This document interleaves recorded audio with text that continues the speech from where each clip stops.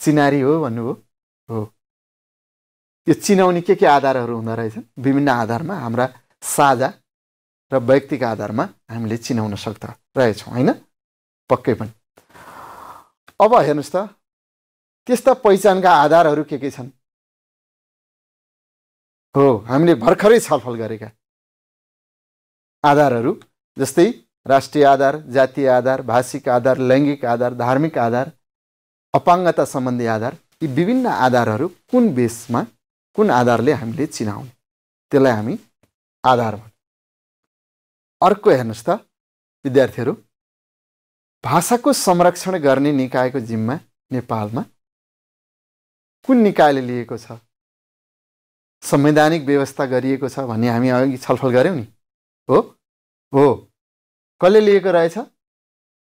भाषा आयोग हो, पक्कै पनि हो। भाषा आयोगले नेपालमा बोलिने हैन, यहाँ चाहिँ प्रयोग हुने सबै भाषाको व्यवस्थित संरक्षण गर्ने निकायको रूपमा जिम्मा लिएको छ। पक्कै पनि यहाँले एकदमै सही भन्नुभयो। अर्को हेरौँ त, अपाङ्गता भएका व्यक्तिको अधिकार सम्बन्धी ऐन 2074 अनुसार अशक्तताको प्रकृतिको आधारमा अपाङ्गतालाई कति भागमा बाँडिएको छ? कति भन्नुभयो?